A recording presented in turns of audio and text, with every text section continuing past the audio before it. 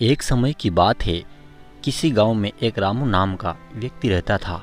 वह भगवान का बहुत ही बड़ा भक्त था। वह निरंतर एक पेड़ के नीचे बैठकर तपस्या किया करता था। उसका भगवान पर अटूट विश्वास था और गांव वाले भी उसकी इज्जत करते थे। एक बार गांव में बहुत भीषण बाढ़ आ गई। चारों तरफ पानी ही पानी दिखाई देने लगा। सभी लोग अपनी अपनी जान बचाने के लिए ऊंचे स्थानों की ओर बढ़ने लगे। जब लोगों ने देखा कि रामू अभी भी पेड़ के नीचे बैठकर भगवान का नाम जप कर रहा था, तो सभी लोगों ने उन्हें यह जगह छोड़ने की सलाह दी। पर रामू ने कहा, तुम लोग अपनी जान बचाओ, मुझे तो मेरा भगवान बचाएगा। धीरे धीरे पानी का स्तर बढ़ता गया और पानी रामू के कमर तक आ पहुंचा। इतने में वहां से एक नाव गुजरी। मल्लाह ने कहा, हे रामू, आप इस नाव पर सवार हो जाइए, मैं आपको सुरक्षित स्थान तक पहुंचा दूंगा। तो रामू ने कहा, नहीं, मुझे तुम्हारी मदद की आवश्यकता नहीं है, मुझे तो मेरा भगवान बचाएगा। नाव वाला चुपचाप वहां से चला गया।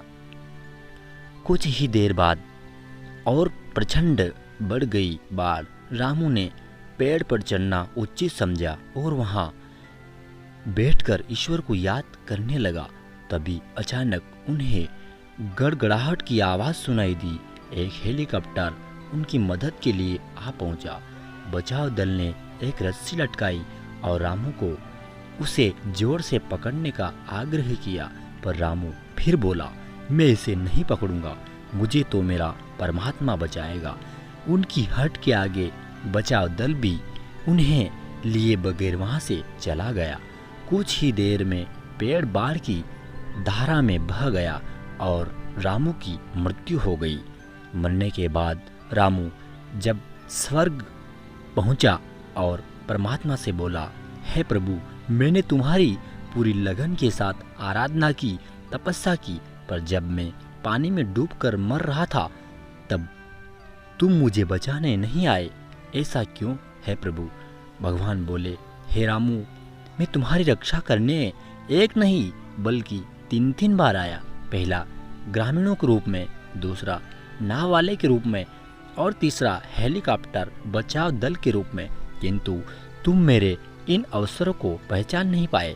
दोस्तों, इस कहानी से हमें यह शिक्षा मिलती है, ईश्वर किसी भी रूप में आकर हमारी सहायता करते हैं, लेकिन हम रावण वाली अकड़ के कारण समझ नहीं पाते हैं।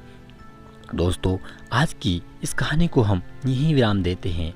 मिलते हैं नेक्स्ट कहानी के साथ। तब तक के लिए आप सभी को जय हिंद, वंदे मातरम, राधे श्री कृष्णा।